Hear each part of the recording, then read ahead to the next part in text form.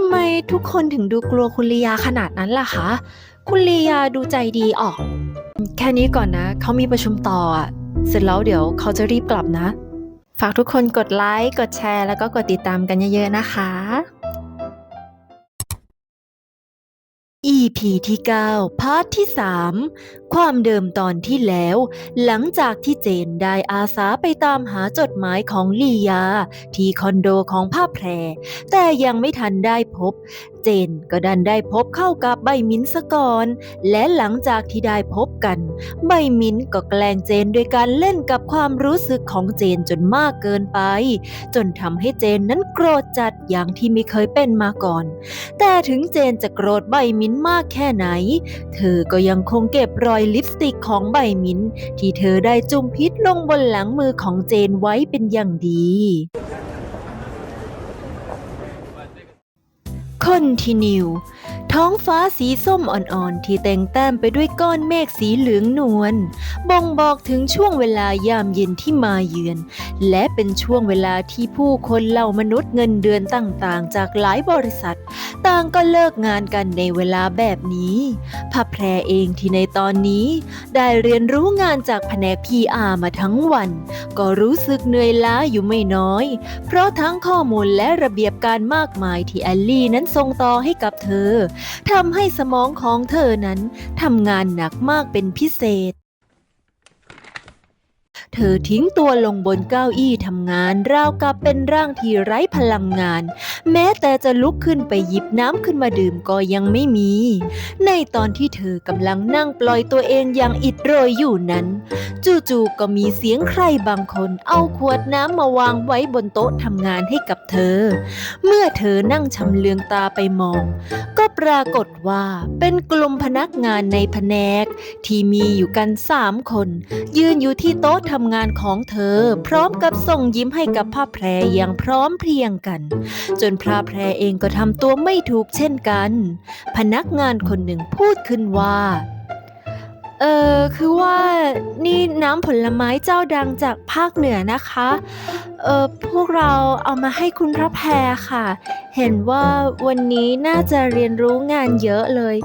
เติมพลังหน่อยนะคะเจ้านี้เนี่ยเขาใช้น้ำผลไม้แท้คั้นสดๆเลยนะคะรับรองว่าอร่อยแน่ค่ะพ่อแพรเผยรอยยิ้มออกมาด้วยความสดใสพร้อมกับกวาดสายตามองไปที่ทั้ง3 คนด้วยแววตาที่เปล่งประกายและพูดขึ้นว่าอุ๊ยขอบคุณมากเลยค่ะน่าอร่อยจริงๆด้วยนะคะเนี่ยน้ำเสียงที่ดูสดใสของพ่อแพรนั้นทำให้ทั้ง3 คนยิ้มกว้างออกมาอย่างสบายใจเป็นครั้งแรกก่อนที่จะมีพนักงานคนหนึ่งจากในกลุ่มพูดขึ้นว่าค่ะลองทานดูนะคะชื่อแอลนะคะส่วนนี่ชื่อเกดส่วนคนนี้ชื่อพอลลี่นะคะอีก2 คนที่ถูกแอลแนะนำชื่อก็ยิ้มและพยักหน้าให้กับผ้าแพรด้วยความสดใสและมีเสียงหัวเราะออกมาเบาๆด้วยความเขินแต่ก็ยังมีความลุกลี้ลุกลนแปลกๆเหมือนพวกเขากำลังกลัวและเกรงใจผ้าแพรในบางสิ่งผ้าแพรเองที่เห็นแบบนั้นก็ต้องการที่จะทำให้ทั้ง3 คนนั้นรู้สึกผ่อนคลายมากขึ้นเธอจึงพูดขึ้นว่าสวัสดีค่ะคุณแอลคุณเกดแล้วก็คุณพอลลี่ยินดีที่ได้รู้จักนะคะแพรเพิ่งจะมาทำงานยังไงก็ถ้ามีอะไรอยากแนะนำก็บอกแพรได้เลยนะคะหลังจากที่พ่อแพรพูดจบเกดก็เหมือนจะพูดอะไรบางอย่างแต่พอลลี่ได้รั้งเอาไว้ก่อนที่ทั้ง3 คนจะทำท่าทีเลิกลักจนน่าสงสัยจนพระแพรเองก็ยังงงกับท่าทีของทั้ง3 คนที่ดูเหมือนอยากจะพูดคุยด้วยแต่ก็มีบางอย่างที่ทำให้ทั้ง3 คนนั้นไม่กล้าจากนั้นจู่ๆแอลก็พูดขึ้นว่าที่จริงคุณพระแพรให้คุณลียาแนะนำก็ได้นะคะน่าจะดีกว่าพวกเราไม่รู้อะไรมากหรอกค่ะเดี๋ยวยังไงพวกเราขอตัวก่อนนะคะ ทันทีที่แอลพูดจบทั้งสามคนก็หันหลังกลับกันไปอย่างลนลานสิ่งนี้ทำให้พระแพรรู้ได้ทันทีว่าสิ่งที่ทั้งสามคนกลัวนั้นในการที่จะเข้ามาพูดคุยกับเธอก็เป็นเพราะลียาเป็นคนพาเธอมานั่นเองนั่นก็ไม่น่าแปลกที่พวกเขาจะเกรงใจคนที่สนิทกับเจ้านายของตัวเองพระแพรที่เห็นแบบนั้นก็ต้องรีบทำอะไรบางอย่างไม่อย่างนั้น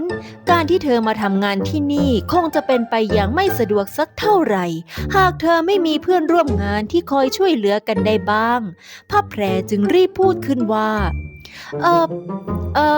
คงจะให้เขาแนะนำไม่ได้หรอกค่ะใครจะกล้าล่ะคะไม่ได้สนิทกันสักหน่อยพระแพรพูดพร้อมกับกรอกตาไปมาเพื่อทำให้ตัวเองนั้นโกหกได้อย่างมั่นใจมากขึ้นถึงแม้จะไม่อยากให้เป็นแบบนี้แต่ก็ไม่มีทางเลือกเพราะไม่อย่างนั้นการทำงานก็คงจะไม่ราบรื่นสักเท่าไหร่และทันทีที่พระแพรพูดออกไปแบบนั้นทั้งแอลเกตและพอลลี่ก็หันมามองหน้ากันอย่างไม่น่าเชื่อในสิ่งที่พวกเขาได้ยินก่อนที่พวกเขาจะหันหน้ากลับมาอย่างพร้อมเพรียงกันและรีบเดินปรีเข้ามาหาพระแพรจากนั้นพอลลี่ก็พูดขึ้นว่าหือไม่ได้สนิทกันหรอกเหรอคะแล้วที่เห็นคุณลียาเดินลงมาส่งล่ะคะปกติเนี่ยคุณลียาไม่เคยลงมาที่แผนก PR เลยนะคะพระแพรที่ได้ยินแบบนั้นก็กรอกตาไปมาเล็กน้อยเพื่อคิดคำตอบที่น่าจะดีที่สุดกับสถานการณ์แบบนี้จากนั้นพระแพรก็พูดขึ้นว่าพอดีว่าแพรขอให้คุณลียาลงมาส่งเองนั่นแหละค่ะก็แพรไม่รู้นี่คะว่าแผนก PR อยู่ตรงไหนจริงๆคุณลียากับแพรก็แค่ดีลงานกันเฉยๆแค่นั้นเองแหละค่ะเนี่ยแพรก็มาเป็นแค่พนักงานคนหนึ่งเหมือนทุกคนนั่นแหละค่ะหลังจากที่ทั้งสามคนได้ฟังสิ่งที่พระแพรพูดก็ถอนหายใจพร้อมกันด้วยความโล่งใจในบางอย่างจนพระแพรเองก็ยังต้องอึ้งในพฤติกรรมที่พร้อมเพรียงกันแบบนี้ทั้งสามคนลากเก้าอี้เข้ามานั่งข้างๆพระแพรอย่างสบายใจก่อนที่เกตจะพูดขึ้นว่าฮ่าค่อยยังชั่วพวกเราก็เกรงกันอยู่ทั้งวันเลยทำตัวไม่ถูกกันเลยอะค่ะนี่ถ้ารู้ว่าคุณพระแพรไม่ได้สนิทกับคุณลียานะเกดเนี่ยเดินเข้ามาหาตั้งแต่เช้าแล้วนะคะเนี่ยหลังจากนั้นพอลลี่ก็พูดเสริมขึ้นอีกว่านั่นน่ะสิตอนแรกที่เห็นคุณพระแพรเดินมากับคุณลียานะขาฉันนี่สั่นพับๆเหงื่อนี่ออกซิบๆเลยพระแพรที่ได้ยินแบบนั้นก็ยิ้มพร้อมกับคำเบาๆให้กับท่าทีในขณะที่พอลลี่เล่า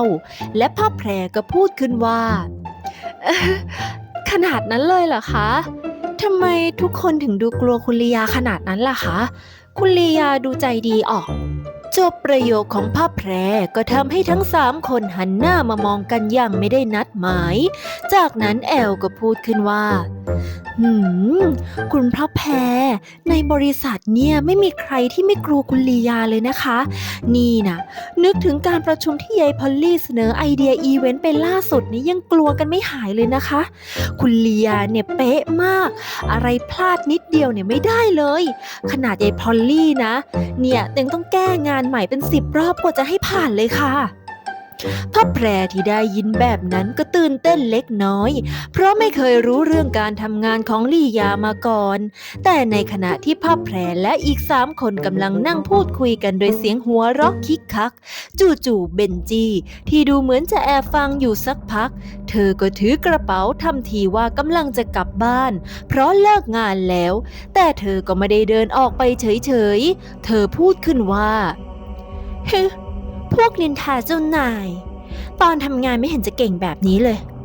เบนจีพูดจบก็เดินไปขึ้นลิฟต์ยังไม่รู้สึกรู้สาอะไรแต่สายตาที่เบนจีที่มองมาที่พระแพรนั้นก็เต็มไปด้วยความคุ้นเคืองอะไรบางอย่างจนพระแพรเองก็ยังต้องถอนหายใจเพราะไม่คิดว่า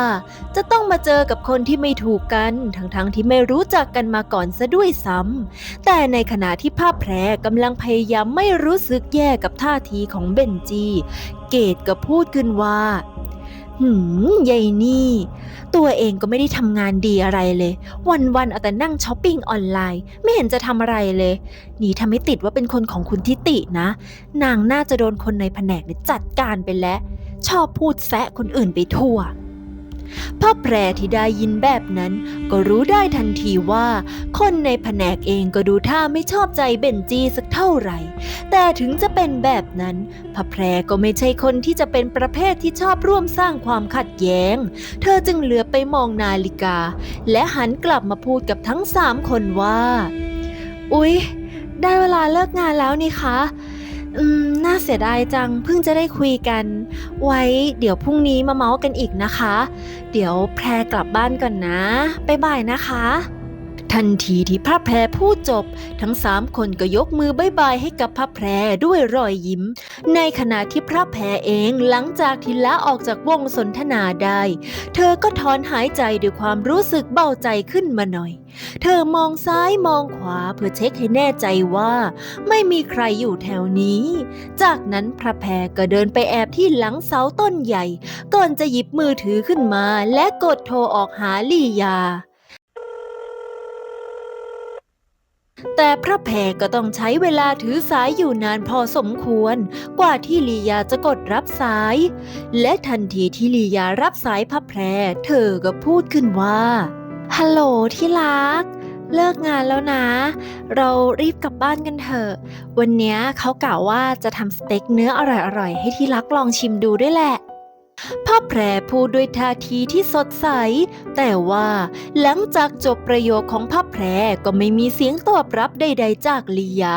จนพ่อแพรเองก็แปลกใจเธอชำเลืองมองดูหน้าจอมือถือว่าลียายังอยู่ในสายหรือเปล่าแต่ปรากฏว่าทุกอย่างก็ยังปกติดีพ่อแพรจึงพูดขึ้นอีกครั้งว่าฮัลโหลที่รักยังอยู่หรือเปล่าอ่ะฮัลโหลไม่นานนักก็มีเสียงพูดจากลี่ยาขึ้นว่าฮัลโหลเดี๋ยวเขาให้คนขับรถมารับที่หน้าบริษัทนะ